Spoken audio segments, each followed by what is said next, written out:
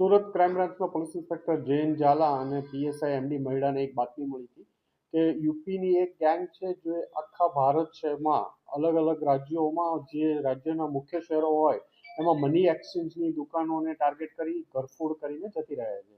એક રાજ્યમાં કામ કર્યા પછી હજારો કિલોમીટરનું અંતર કાપી અન્ય રાજ્યોમાં જઈ આ ગેંગ કામ કરતી હોય છે અને સ્પેશિયલ ગૂગલથી સર્ચ કરી મની એક્સચેન્જની દુકાન ટાર્ગેટ કરે છે। કેશના હિસાબથી કે ત્યાં કેશ જ મળશે આ ટાર્ગેટ કરીને આ ઘરફોડો કરતી હોય છે। આ ઇન્ફોર્મેશનના આધારે ક્રાઇમ બ્રાન્ચના પીએ જૈન ઝાલા અને પીએસ એમડી મહિડાએ 4 માણસોને અલથાણમાં એક હોટલમાંથી રિંકુ ચૌહાણ, યોગેશ ઠાકુર, જોગેન્દ્ર રાજપૂત અને અભિષેક ઠાકુર નાને પકડવામાં આવ્યા છે। એમની પાસેથી મોબાઈલ, કેશ વગેરે બરામદ કરવામાં આવ્યા છે।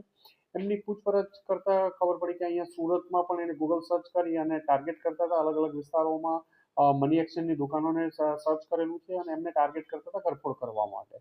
એ લોકો અહીંયા આવ્યા એ પહેલા એ ચેન્નઈમાં તામિલનાડુના ચેન્નઈમાં એ ઘરફોડ કરીને આવ્યા છે। ત્યાં અલગ અલગ 3 દુકાનોમાં ઘરફોડ કરી છે। એ પહેલા ત્યાંથી હૈદરાબાદ સિકંદરાબાદમાં પણ એ લોકો ત્યાં ઘરફોડ કરીને આવ્યા છે અને મૂળ આ લોકો દિલ્હીના રહેવાસી છે।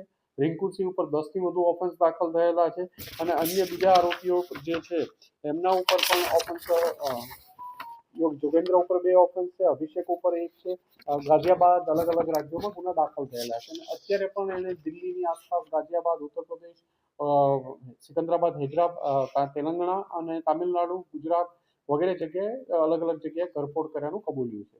આ લોકોની પૂછપરછ કરી વધુ તપાસ આ લોકોની ચાલુ છે। મની એક્સચેન્જની દુકાનમાં એમને સૌથી પહેલા કેશ મળી જવાની શક્યતા હોય છે એટલે કેશને ટાર્ગેટ કરીને એ લોકો પ્રયત્ન કરતા હોય છે।